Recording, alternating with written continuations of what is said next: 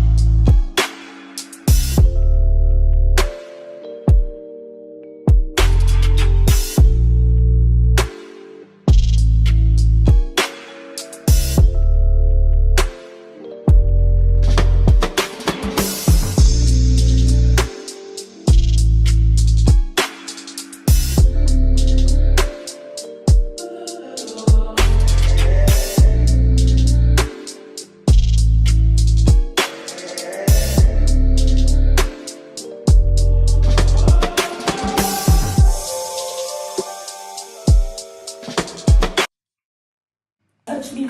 Oh, touch me.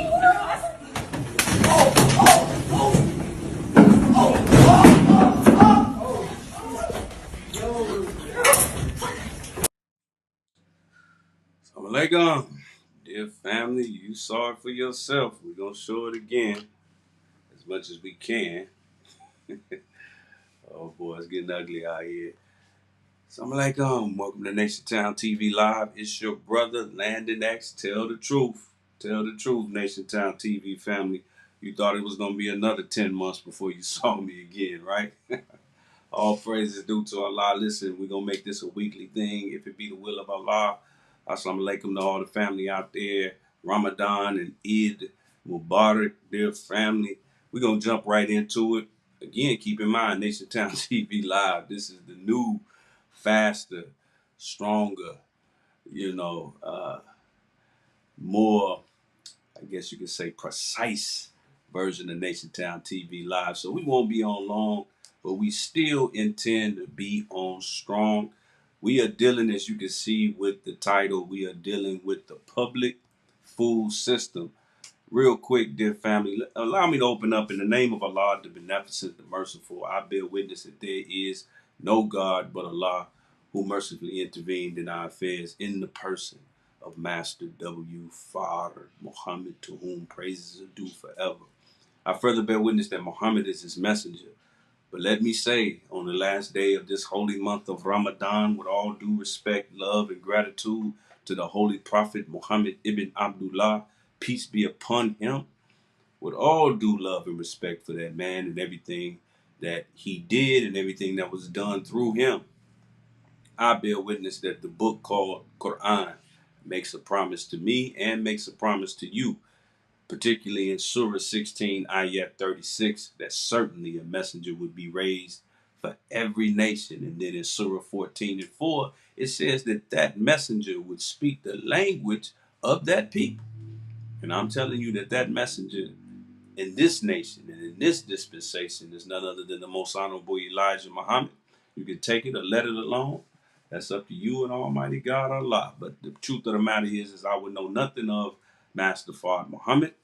I would know nothing of the most honorable Elijah Muhammad if it were not for the divine leadership, if it were not for the divine love, if it were not for the divine work of a man who is indeed a torchlight in this dark hour. And we see him as the Jesus figure in our midst. I'm speaking of none other than the Honorable Minister Louis Farrakhan. And those three great names, I greet all of the Nation Town family in the words of peace. We say it in the Arabic language of Assalamu alaikum. Shout out to everybody chiming in. Share this link, get it out there, dear family. Shout out to my brother Jabril. He says, Eid Mubarak. Indeed, man. E. Kareem, dear brother, he says, to you and your family, sir, may Allah accept all of our fasts, our deeds, and our prayers. And let's get into your assessment of what's going on in these killing fields. Indeed, Brother Jabril, it is indeed killing fields. Indeed, killing fields. Yes, sir. Dear brothers, first and foremost, let me just say this. Uh, Dear brother, official MNIB, I want to be correct. Is it Jabril or Bilal? It's one of those, right? Hit me up. Let me know. Is it Jabril or Bilal? My brother's a great artist from the UK. He goes by the tag official MNIB. I tend to remember. It's been so long since I've been on, man. I'm losing touch with my NationTownTV family. Hit me up. Let me know, man. Let me know if I had it right. I know it's one of those, brother. Charge it to my mind and not my heart. All praises due to Allah. But with that said, dear family, y'all see the image right there. This is just the one that's getting most of the publicity. Most of the publicity, because our beloved sisters, both of them, not just one of them, they had it out. Brother Bilal, all praises due to Allah. I knew I had it. I knew I had one of those right. All praises due to Allah. But with that said, this is nothing new. And I'm going to show you the video real quick again. I got to kind of cut it out kind of quick because it gets kind of vulgar, because the substitute teacher sister in the situation, she has, kind of a short dress, and she was getting it in so much it, kind of went out of control. But here it is again, family. Touch me. Oh, touch me.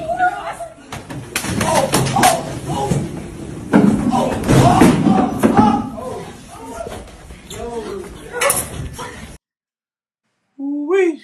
Man, there's a twist to this, though, family. There's a twist. It's a very good and refreshing twist to this.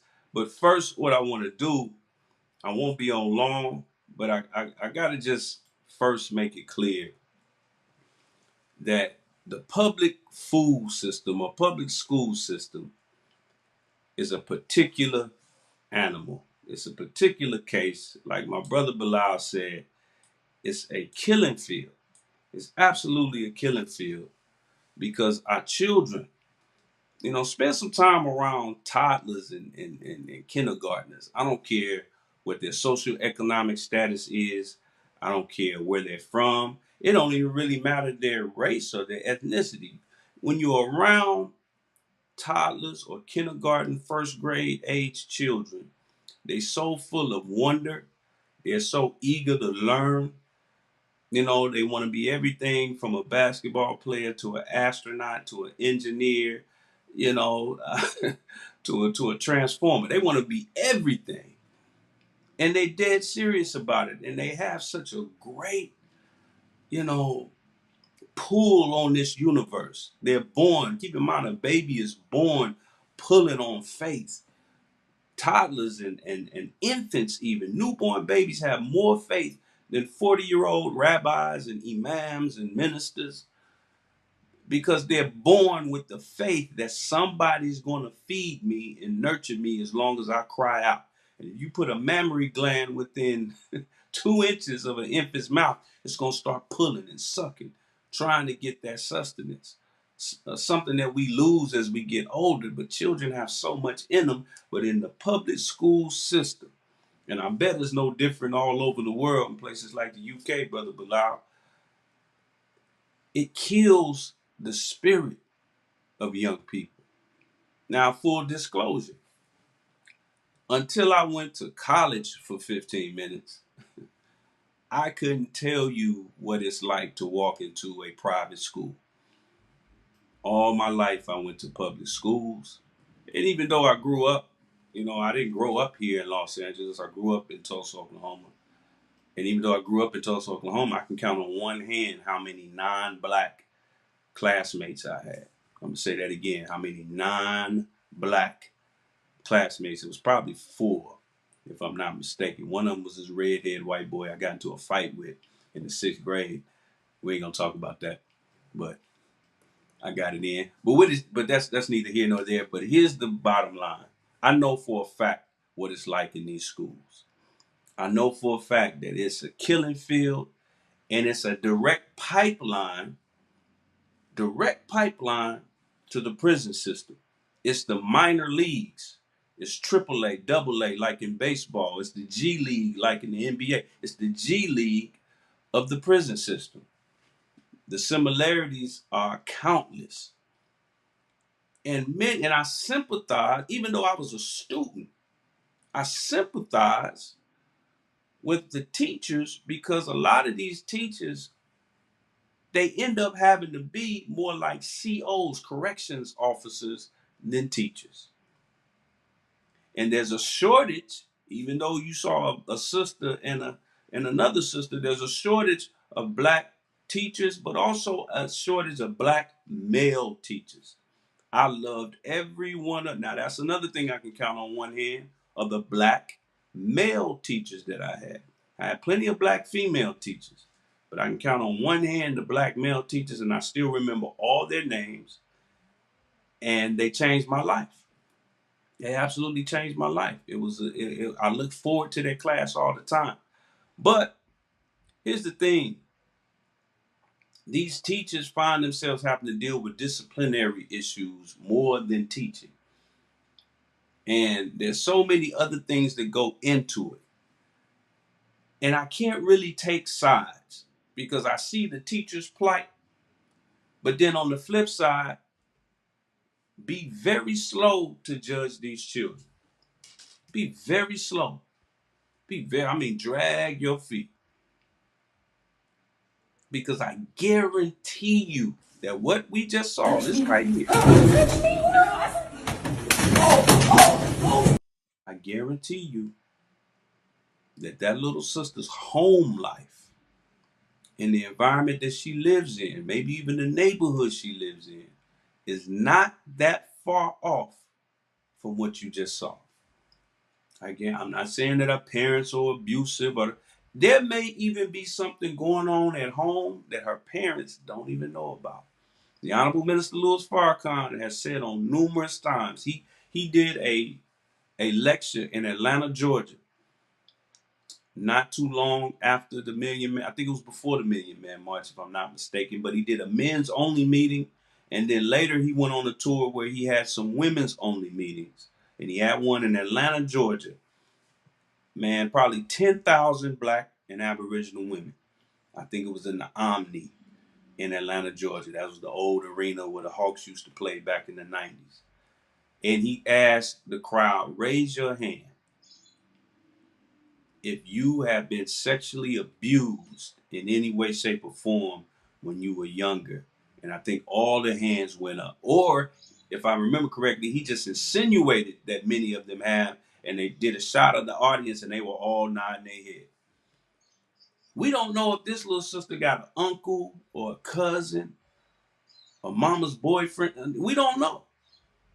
And she probably tried to tell mama about it. Mama ain't trying to listen. She thinks she fast anyway, or she lying because she want all the attention and all that. These type of things happen. You don't know. That's not natural for a child, for a young God to operate like that. It's not. It's not. So I'm not here, the little time that we on, I'm not here to take sides. I'm not. We only gonna be on about 20 more minutes. But I'm not here to take sides. But there are some things that I know. Like my brother Bilal pointed out, these are the killing fields.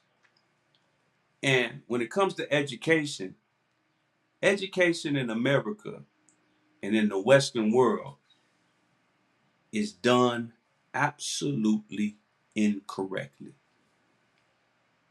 I don't even think white children in the whitest schools, in the whitest neighborhoods, get an adequate education, because across the board, they're cutting things out like language arts, overall art, critical thinking. So by them taking out language arts, even painting arts, and critical thinking, they even taking out woodshop classes where children can learn how to do things other than just the basic things that they teach at liberal arts colleges.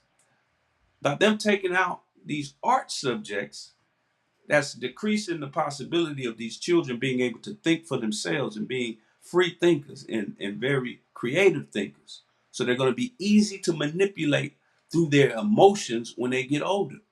And you already see the side effects. That's what you see here. You see a Touch me. little sister Oh, touch me.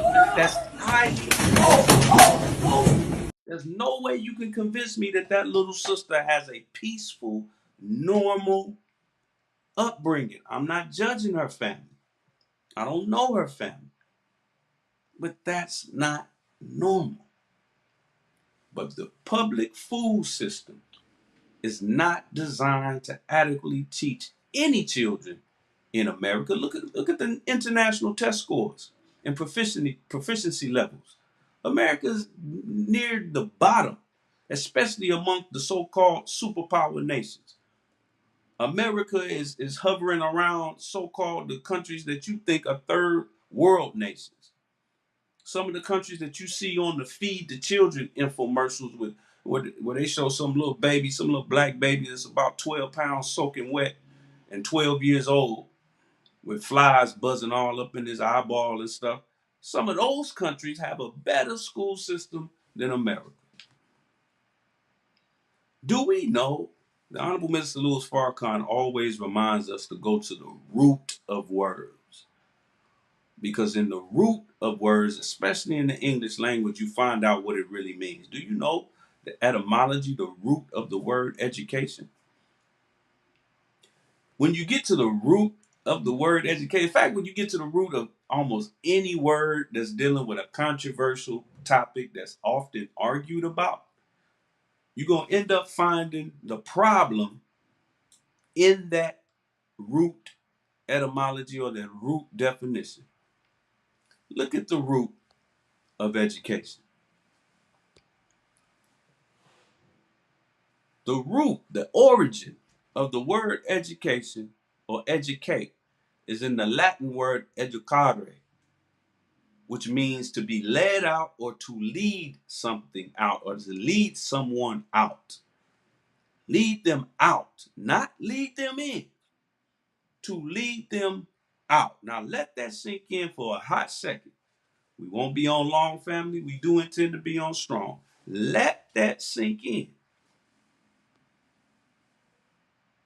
Then think of the Bible. Do you know in the Bible and in the scripture, particularly the Bible,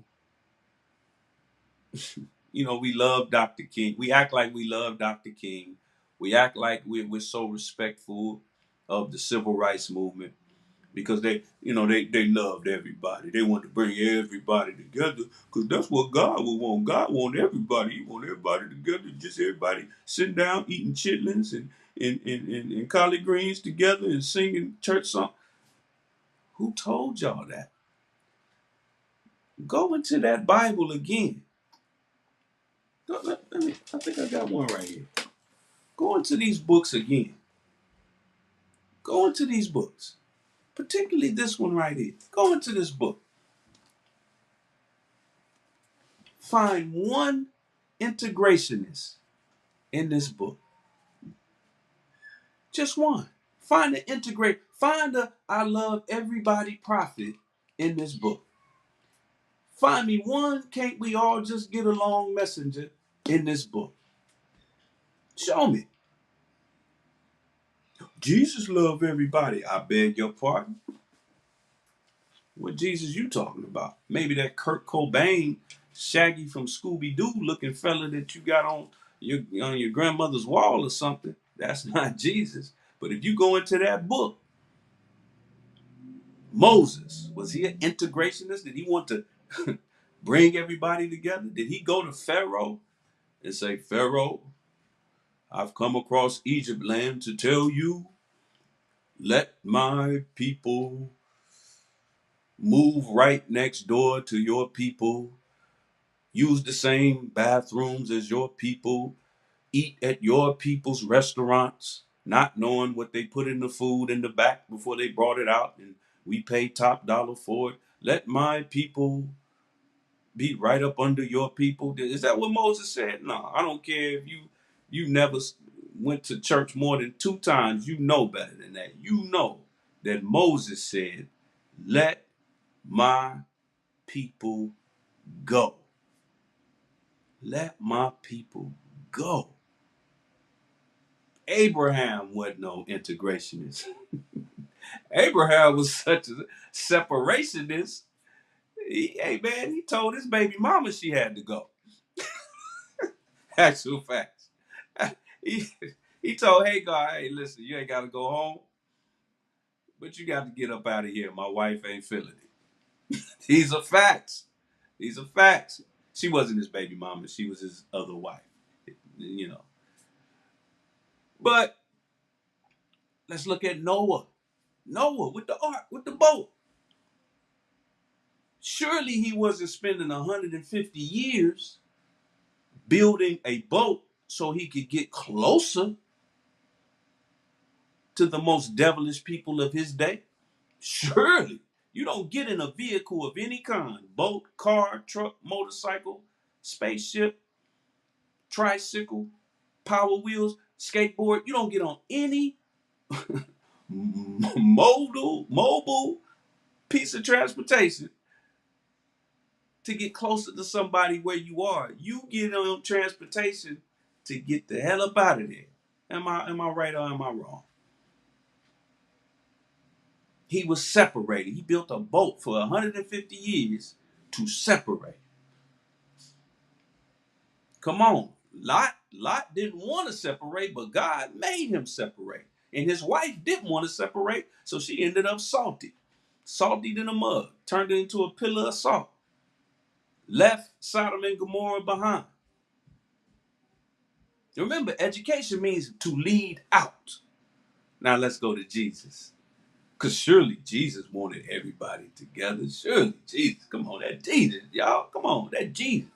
That Jesus, in the name of Jesus, across the street from Jesus, riding shotgun with Jesus. Surely Jesus wanted everybody together. Jesus said, go ye not the way of the Gentiles. God himself said, be ye separate.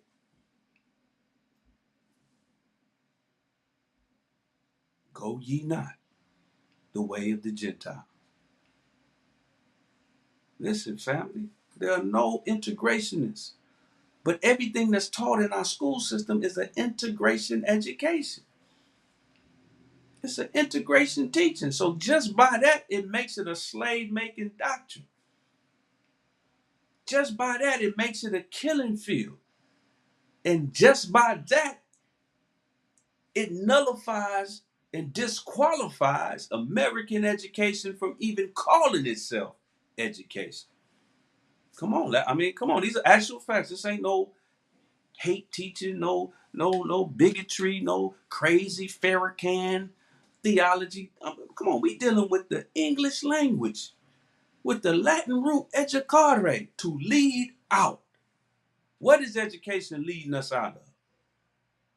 Now somebody's gonna see this and gonna say, well, with a good education, Brother Landon, you can be led out of the hood. You can get out of the hood. Come on, Nation Town family. Y'all know me better than that.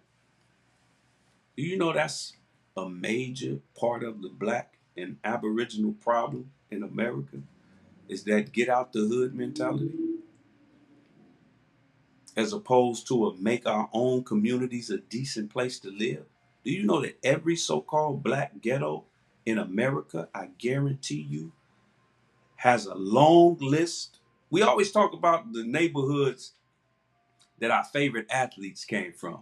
Oh, so-and-so, he from Brooklyn. So-and-so, he from Atlanta. So-and-so, he's from Texas. This player's from, LeBron James, he's from Akron, Ohio.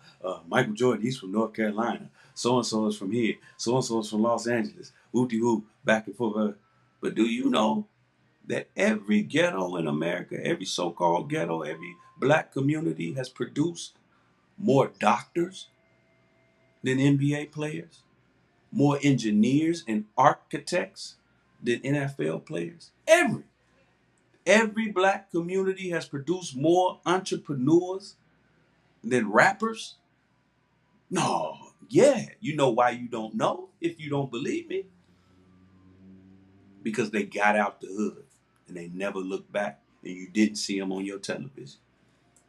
That's the only way you know certain rappers are from certain places because they make songs about it and they glorify all the dirt they did when they was in that community, but now they live in Calabasas and you don't hold that against them. You still think they real niggas, they real gangsters. But now they live next door to some Jewish doctor that prays every night to whatever God they believe in that, that this rapper gets shot and move out of their community. These are facts. We get out of our communities. So little girls like this Touch me. Touch me. will grow up in a community where she doesn't have a nurse, a registered nurse next door or a female doctor next door across the street or a sister that's got her own business, her own thriving 6-figure or 7-figure business down the street. See, before integration, all black people, regardless of education level or even income, lived in the same side of town. The doctor, the dentist, the shop owner, all lived on the same street as the struggling single mother. It wasn't as many struggling black single mothers back then, but if there was one, she grew up on the same street with the dentist. So her little boy that's playing outside would know Mr. Charlie or Mr. Johnson that lived down the street who pull up in his car, his nice new car every day with that long white coat on and wave at them. And now this little boy who's being raised by a single mother, they probably even on public assistance, he looks at Mr. Johnson and said, I want to be like Mr. Johnson. But instead, all we see today, all that little boy gets to see are rappers and athletes on TV. And you wonder why every little black boy, even grown black men, want to be rappers and athletes. I'm not saying there's anything wrong with being a rapper or an athlete, but do you see the pipeline? And if they get to the point where they realize they can't be an NBA player, they can't be a rapper and athlete, then what? Now they climbing up in your window. Now they breaking into your car. Now they done put a pistol in your face. And now they're feeding the prison system that the education system prepared them for. The minister has always said, if they cannot treat us right, how can they teach us right? And I'm going to tell you, rebellion in the school system, beloved, and I'm talking about rebellion as far as our children, is no, and I'm going to close on this. The rebellion is no different than rebellion that you see in politics. You turn on the news and you see these rebellions and uprisings all over the world, fighting off tyranny, fighting off oppression. We've had plenty of rebellions here in America. The LA uprising, the Watts in the 60s, Detroit. It's a natural human tendency, and I even will call it a divine human tendency to uprise against tyranny. That's the God in us. In all human beings, we don't go for tyranny, nor should we. But these are also uneducated, undereducated, over emotional, very scarred and damaged, traumatized children. They don't know how to do a organized protest. They don't know how to write their mayor, their congressman. They don't know how to organize. They don't know the proper ways to rebel. So they show up to school and they got a scowl on their face. And they mad at the world because all they are children, but they got grown folks issues at home that nobody cares to think about. And the only thing they got is social media or whatever gadget or toy or whatever, and then some teachers trying to teach them something and then they take that phone away from them. That's the last straw. Now they gonna snap. And now you got a riot in the classroom. We gotta look deeper, man. Now, like I said earlier, there's a there's a twist to this story. A very refreshing twist. But before I get to that, let me say this. Before we judge the young people, let me say this to my older, and by older, I mean if you older than a teenager. It takes a village, man. It takes a village. So if you 20, 25, 30, 35, this is your responsibility. That little sister is your responsibility. But before you judge a young person for whatever they're doing, I don't care if they robbing people. I don't care if they having sex with everybody, with anything moving. I don't care if they doing every drug that exists. I don't care if they smoking stuff that ain't even a drug yet. I don't care if they smoking toothpaste trying to get high. I don't care what they doing. You can only judge a young person as far as how you have provided and guided them. I'm going to say that again. You can only judge the youth as far as you have provided and guided for them or guided them. What institutions have we as black adults, whether you're 30, 50, or 90, what institutions have we given them? Have we given them their own schools where they can learn of their own, where they can learn pre-slavery black history with teachers that really understand their plight and have the time and also the pay to be able to take their time with them and teach them? Have we created our own independent economies to where when they leave school, they got jobs waiting on them without having to work for some white man? Do we have the emotional support, or are we working 80, 60, 70 hours a week and don't have time to tell them nothing but clean your room and take your behind to school? Have we given them the institutions to where they can behave in that little perfect way, the little Cosby Show way that you think they should? Hell no. So until we provided all that, we can't judge the youth. I don't care how old you are. I don't care how young they are. You can't judge them. On the flip side, freedom, justice, and equality. To my young people who may watch this, I got to say that if you're smart enough, young brother or sister, to know that the elders have done you wrong, that the elders have shortchanged you, if you're old enough to know that the elders or your parents have wronged you, then you should also be old enough and smart enough to know how to do right. Because otherwise, how would you know somebody did you wrong if you don't know what right is? So again, it takes a community, man. It takes a village. But look at what we've done and haven't done for our young people. All our lives, we've told them that the only thing that's good in this world is white. We use that code word all the time. Good schools, good neighborhoods, good clothes. All that good is just a code word for white. We traded in our own businesses, our own hotels, our own schools, our own everything. Pre-integration. We traded it in the civil rights movement just to get close to white people. So now some of these children got to get on a bus 2 hours earlier than their white classmates to go to the same school and then get home 2 hours later. God forbid they play any extracurricular sports or activities. So they getting home 6, 7 o'clock and then got to be out the house at 6 o'clock the next morning. They got 4 hours less to study because their parents just want them to be around white people because they think that's the good school. Why are you surprised that our children are rebelling? Why are you surprised that the children are fighting the teachers? I'm not surprised. With that said, family, we're about to get up out of here. Shout out to everybody chiming in. I see you, Brother Bilal. He says, I can never imagine this happening in the halls of MUI ever. Ever. But I'll tell you this, if it did happen, it would end up something like that fight. The teacher will win, guaranteed. They might even get packed out. They might get jumped.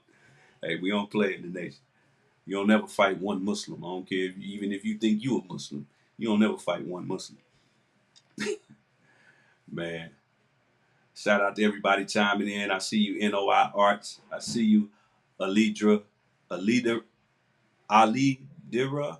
6. I hope I'm pronouncing that right. Shout out to everybody chiming in. But now I'm gonna drop the the twist on you. And I just saw this today. But here's the reality, family. And this was really a breath of fresh air in this whole situation. Some of y'all may have seen this.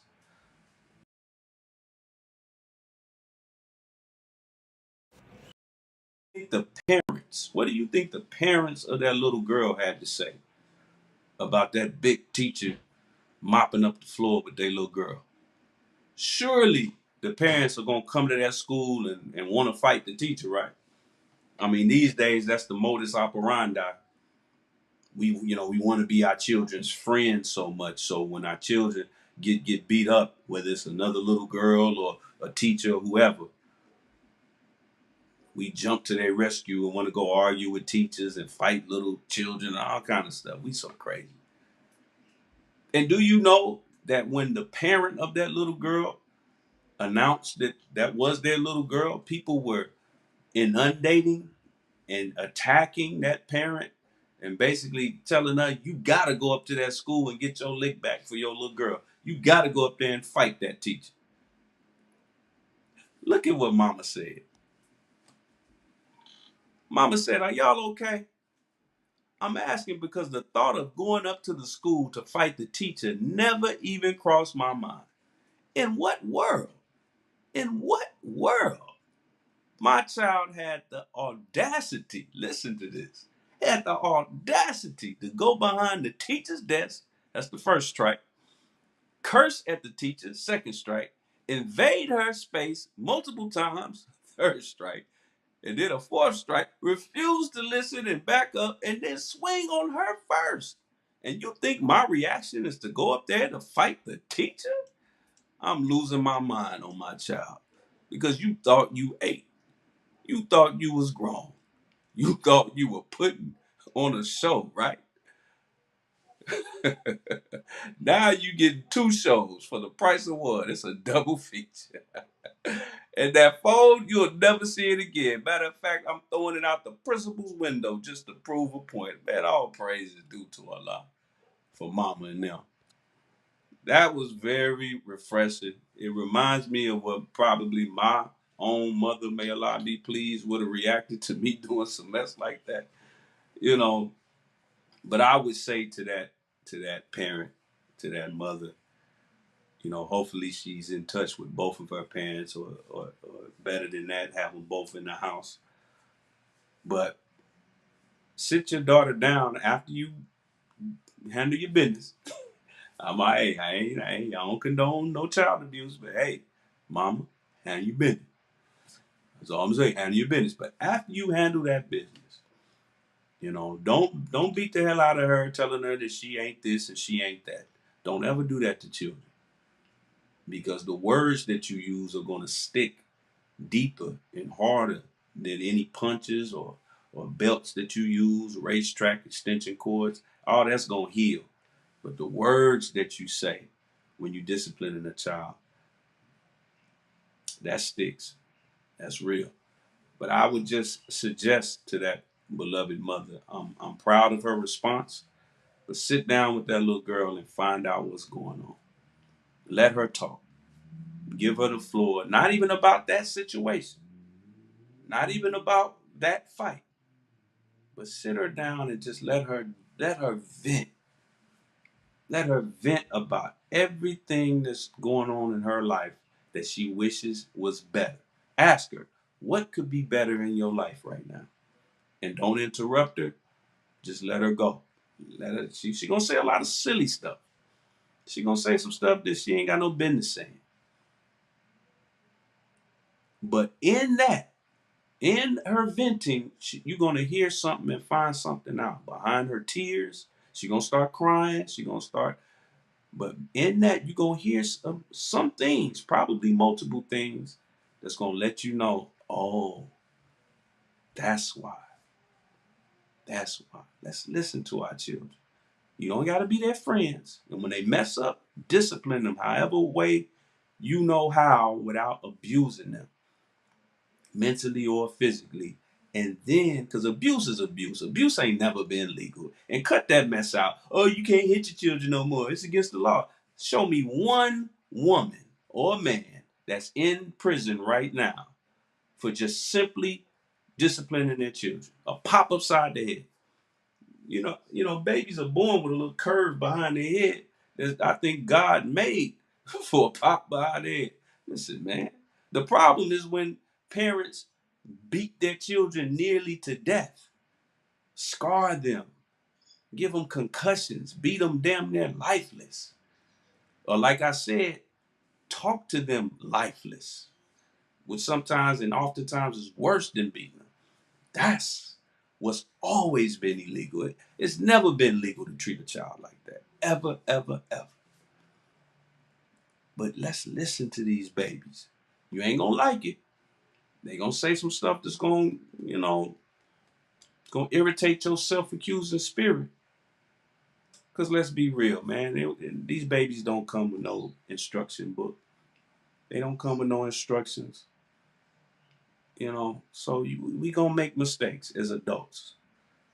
And to think that we, just because of our age, that we are beyond reproach is ridiculous. Let's start listening to these children. Let's get involved in these schools. There's too many schools hiring inexperienced teachers. That sister was a substitute teacher. My mother used to do substitute teaching when I was a small child. I get it, but let's be involved in our schools. Come to just as many PTA meetings as you would a basketball game if your son was a basketball star. Come to as many PTA meetings as you watch episodes of Real Housewives of wherever. Get involved. And I'm gonna say this, man. Let's get our children into better schools. I get it. You may not be able to afford a private school. But many of these black-centric, Afrocentric schools like MUI, they're very flexible with their tuition, man. They'll work with you. Don't try to shortchange them just because they're black schools. Pay them what you owe. But man, get your children into better education environments, even if you got to homeschool them, man. What would you think would happen? And I'm done after this. What would you think would happen if a white child on the white side of town at some prestigious white school that you would probably call a good school, what would you think if they came home one day and said, Mommy, look at what they gave me at school today. I have to read the whole book and then write a report on it. How would those white parents react? Little Lily, little baby Karen come home and say, Mommy, look at the book they gave me. I can't wait to read it. It looks cool. It looks like the new Harry Potter. Look at what I'm reading. It's a great book. How do you think the white parents would react to those books being taught at Christopher Columbus Middle School, Saint My Lady of Grace Catholic School? How do you think they would react? Oh, they would lose their mind. Okay, why are you not reacting the same way with the history books that are being taught at your child's school? That's telling them that slavery was just it was just a job choice, when it doesn't teach them anything about pre-slavery black history. That George Washington, a slave master and rapist, never told a lie. That doesn't tell the truth about the Civil War. Doesn't teach them that Benjamin Banneker designed the Mall on Washington. Doesn't teach them about any black inventors. How would you react? So that tells us right there that we gotta give real that really leads them out.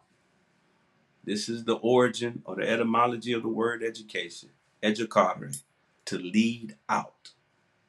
Is your child's institution leading your child in? And stop just thinking in and out the ghetto. To me, the most ghettoest idea is the idea to get out the ghetto. I don't see no white girls trying to get out of Calabasas. I don't see Chinese people trying to get out of Chinatown. Well, those places are better because they made it better. Stop running from yourself. Teach your children to have some pride in themselves. Our children are operating on E when it comes to self-esteem. And the E don't stand for esteem. They are empty when it comes to self-esteem. I went to school many a day in public school wanting to fight somebody. And it really wasn't my classmates. I wanted to fight many of my teachers because I knew they didn't give a damn, and I knew that they couldn't give a damn given the conditions that they were being asked to teach in. Shout out to everybody chiming in. My sister says I work, or I believe it's my sister, could be my brother, Ali Dira. 6, I work in a public high school, and yes, the young people go crazy over the suggestion of taking away their phones. The phones are causing students to lose important instructional time. True, my daughter took her son out of Torchlight, but after a few weeks, she took him out and placed him back in Torchlight. All praises due to Allah. Yeah, the phones are a problem, and I wouldn't go for that if I was a teacher. But the phones are also a form of escapism. They're trying to get away from something. Let's talk to our children and find out, what are you running from? What are you running from in that phone? Talk to them. It's all right. It's all right. Just put down the phone with your girl and with your home girl and with your, stop talking about what the TV show you watched yesterday. Stop arguing about LeBron and Jordan and the playoffs just for about 10 minutes and just sit down with these children. And I'm not speaking, even though I'm a parent, I'm not speaking from the perspective of somebody that's a parental expert. I'm speaking from the perspective of somebody that was once a child in the public school system. That's our problem. We forget about when we were children and how impressionable we were, how fragile we were, how confused we were. We got some children out there that's really going through it. And we got some teachers going through it because it's a situation that is not an education at all. It's leading our children in to that house, that burning house that Dr. King told Harry Belafonte about. So I'm going to leave y'all as I greeted y'all in the words of peace, dear family. Make sure that y'all hit up NationTownStore.com. Show us some love. Keep in mind that now I have my MOS 27 lectures available for free on there. Just scroll down to where the books are being sold. It says Weapons of Mass Instruction, but also purchase some of our nation-owned, black distributed products, toothpaste, shampoo, oil, the whole nine, soap. I hope y'all out there using soap. Why not use soap from your brother instead of another? Laundry detergent, the whole nine.